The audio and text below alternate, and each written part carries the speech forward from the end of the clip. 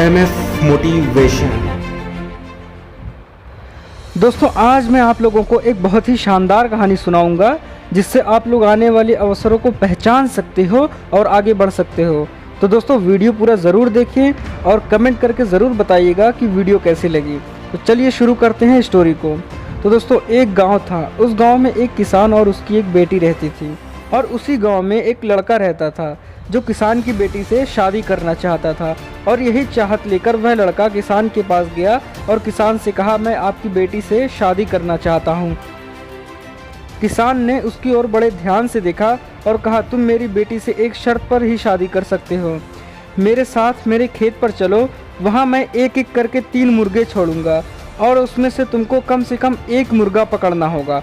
अगर तुमने किसी एक को भी पकड़ लिया तो मैं अपनी बेटी की शादी तुम्हारे साथ कर दूंगा। लड़का तैयार हो गया और दोनों किसान के खेत पर पहुँचे।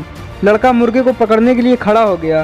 किसान ने अपने खेत में बने हुए फार्म का दरवाज़ा खोला तो एक बहुत ही बड़ी चोंच वाला मुर्गा बाहर निकला।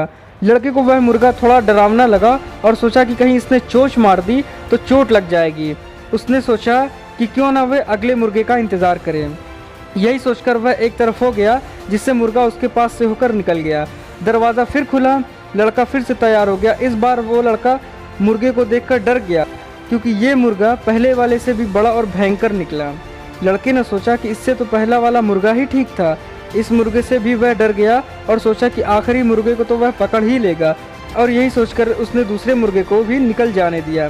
तीसरी बार जब दरवाज़ा खुला तो लड़के के चेहरे पर मुस्कान आ गई कि इस बार एक छोटा और मरियल सा मुर्गा निकला था।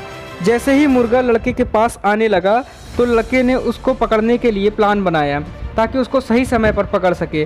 पर वो लड़का यह देखकर हैरान रह गया कि वह मुर्गा अभी किसी को काट कर आया था। लड़का यह देखकर डर गया और सोचने लगा कि इससे तो ज़्यादा अच्छे तो वही मुर्गे थे जिनको मैंने पहले जाने दिया। वह इन सभी बातों को सोच रहा था कि वह तीसरा मुर्गा भी निकल गया। किसान ने लड़के की ओर देखा और कहा, तुमने एक भी मुर्गा नहीं पकड़ा, इसलिए मैं अपनी बेटी की शादी तुम्हारे साथ नहीं करूँगा। तो दोस्तों इस स्टोरी से हमें यह पता चलता है कि ज़िंदगी अवसरों से भरी हुई है। कहीं कुछ अवसर काफ़ी आसान होते हैं तो कुछ बहुत कठिन, लेकिन यदि पहला ही अवसर गंवा दिया तो फिर वह अवसर जीवन में कभी दोबारा लौटकर वापस नहीं आएगा। इसलिए जो भी अवसर सामने आए उसका फ़ायदा तुरंत ही उठा लेना चाहिए, चाहे वह अवसर कितना भी कठिन दिखाई क्यों ना दे, क्योंकि ज़रूरी नहीं कि दूसरा अवसर इस पहले अवसर की तुलना में आसान ही होगा। तो दोस्तों अगर वीडियो पसंद आई हो तो लाइक, शेयर और सब्सक्राइब ज़रूर करें और मिलते हैं दोस्तों अगली वीडियो में।